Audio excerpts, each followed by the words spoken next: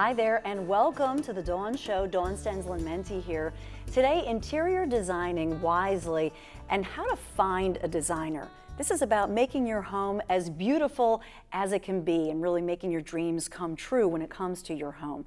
So today we have Donna Hoffman, the interior design advocate in the house. Good to have you again, Donna. Great to be with you, Dawn. So when you choose a designer and you're working with them, what should you be looking for? And I know you've said to me that you'll have people and you say to them, don't just trust, look up my credentials and that sort of thing. That you're an advocate, you want people to ask good questions. Sure, I want people to get the best from their designer, from the best from the design industry, the best from the furnishings industry, and there's a lot of information people need to have before they go down that slippery slope. So let's drill down what happens when you hire a designer, because hiring a designer is an invested cost. A lot should come back to you for doing that. Eliminate the mistakes, save a lot of time, save a lot of stress, and also designers can deliver finished results that a do-it-yourselfer can't. But how do you find the right designer? And so what do you say? What questions specifically do you want to ask somebody? When you're first starting the interior design interview process, there are a couple of things you need to know first. Okay, so first you need to know, am I looking for a fee-based designer or a free designer? And most people are saying, well, what's the difference? The difference is that when you walk into a furniture store, you will get a free design service, generally from a salesperson, who's going to give you a more biased view because they really want to sell you furniture from their store. There's nothing wrong with that, but as a consumer of design, you need to know this person is not going to say, it's in the best interest of this person I'm looking at to say, go down the street for product XYZ, versus hiring a for-fee designer. And that would be somebody who's an independent designer who can really take you to any store, any manufacturer. There is an invested cost for doing that, for having that kind of person who's your advocate. But again, you should get a lot back in exchange for that. So do you want free service or for-fee service? That's the first question you have to answer. And are those quote-unquote free folks with the company, are they... With the furniture store? With the furniture store, are they commission-based?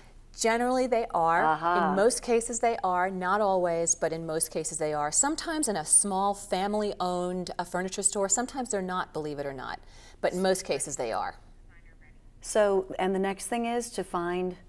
Well, so now you know if I'm going for free or for fee, and then you have to decide, well, what kind of designer am I looking for? At the Interior Design Advocate, we go into about the 6 or 7 different archetypal designers that are out there, which ones could be great for you to work with, and which may not be. But just to distill it simply right now for your show, do you want a my way designer, someone who's going to have a signature look and stamp, and you're just going to kind of go along for the ride, you're purchasing their style? Or do you want somebody who's a more consultative kind of designer, someone who's more collaborative and who will drill down to see, who's Dawn in design and how do I make that family room really look and feel like her? They're both valid ways of working, but if you're looking for a collaborative designer and you hire a My Way designer, you're going to be really unhappy. Yeah, it's going to be trouble. Trouble. And how do you find somebody who's ethical, who's not going to rip you off? To be blunt. That's a great question. Every industry has their stereotypes. Mine is no different. You really want to write down a list of vetting questions, and we help people do that. But you really want to ask questions and tough questions like, tell me about the worst experience you ever had on a design project with a client. Tell me how you fixed it. What did you do to address it? Is there something you would have done differently? Tell me what you love about working with in design for clients. Tell me what don't you like? What type of clients are you looking for? You can ask the designer some pretty hard-hitting questions, not just, hey, here's my family room, will you take my project? Which is what most people ask. It's amazing to me what people do not ask. It frightens me what people don't ask. I'm frightened for them. It's like a vulnerable flock. Because they're going to waste a lot of money. Huge.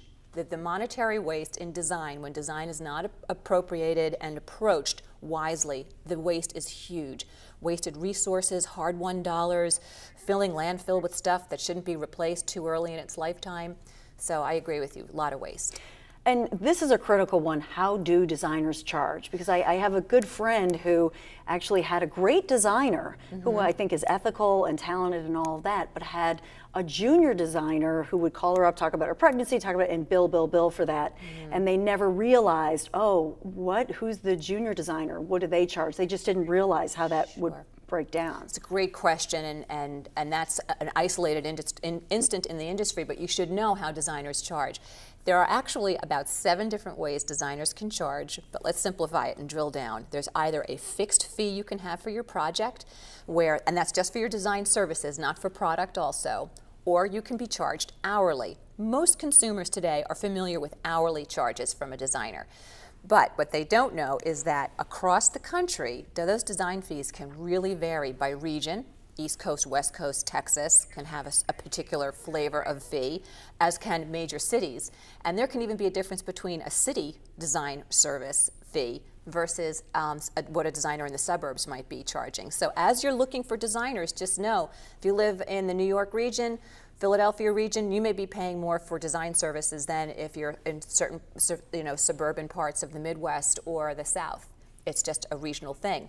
And if you want to know how those fees are kind of tracking in our research, between $75 an hour to $400 an hour. That's Quite a a big difference. spread. Here in the Philadelphia region, the most common rates will be between $100 an hour to about $250 an hour.